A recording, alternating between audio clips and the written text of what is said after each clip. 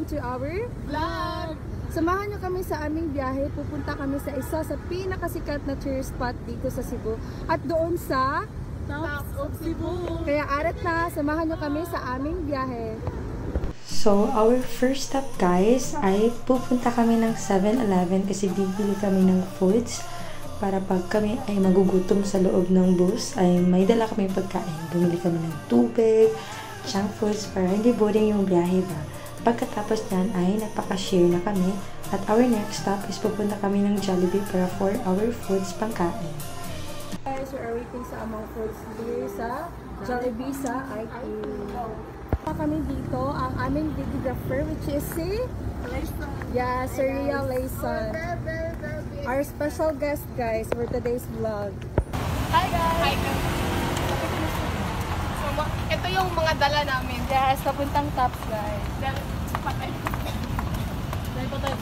Tingnan mo na daw sa mga ako sa Uy, wala! Nandito na nga yung bus guys. For after 1 hour namin nag-inintay. Sorry. Go. Guys, nakasakay na nga kami ng bus guys, patawang Tops. Malapit na guys. Malapit na kami. Malapit na kami.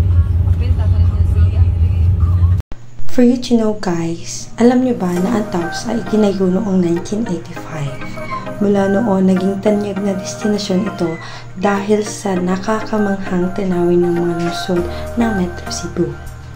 Dahil sa taas nitong 2,000 talampakan mula sa antas ng dagat para kang nasa ibabaw ng mundo. Mundo? At ngayon, mula sa pagkakaroon nito ng 5 palapag na gusali, nag-aalok na ang Tops ng 360-degree na tanawin ng isla ng Cebu. Kita talaga ang buong paligid at ang simoy ng hangin ay napakasarap sa pakiramdam.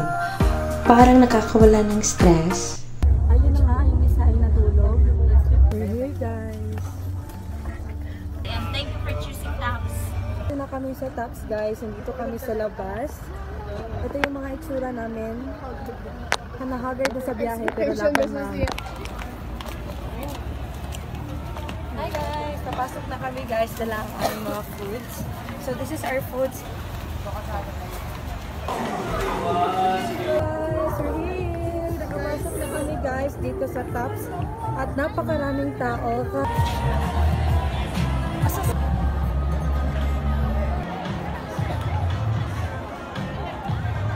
Hi! Kaya pa ba yung biyahe guys?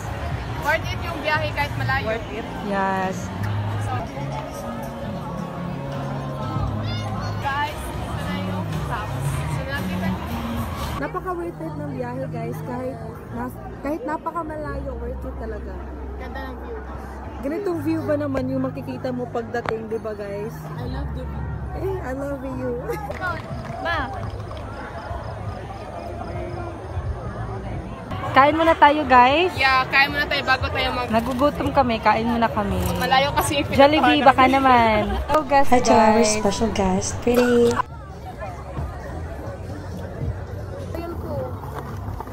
So, this is our foods, guys. Pakita niyo yung Jollibee, So, guys. ito. Pakita niyo yung Hi, Jollibee. guys. Yes, Nagbabarsting. Jollibee, baka naman. Jollibee. This is us after eating. Look at our faces, guys. Napaka-haggard Busog. na. Yes, at saka busog. Hindi na gutom.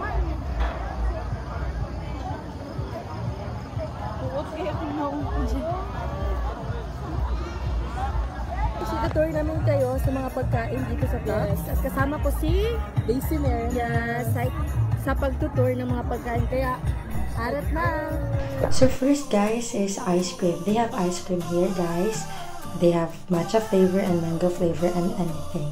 And next they have milk tea and a Mimoy's grill which is barbecue, pork, chicken and anything pa guys. They have also burgers here, junk foods, and they are more. They have also a steakhouse, a restaurant, and a flower of course. Diba kapag may bibigyan ka, nandito na guys. Actually guys, they have more foods here in Tops of Cebu. Pero di na namin na videoan kasi madaming tao guys. Kaya marami talagang foods na sasarap dito. Sa mga oras na ito guys, ay pauwi na kami. Hindi lang namin na videoan. yung pag-uwi namin kasi napagod kami sa tour namin guys. As in, worth it talaga. In-enjoy na lang talaga namin yung view. Tapos nakasakay na kami ng bus dito, 6:48. Ay pabiyahe na kami dito. Hindi na nakita sila sa video kasi pagod din sila.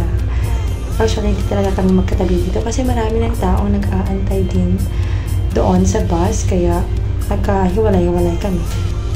At sa oras na ito, nandito na kami sa IT at nakapag-cheese pa nga. Ito muna nagtatapos ang aming vlog. Salamat sa pagsama at panonood. Don't forget to Like, share, and subscribe. bye!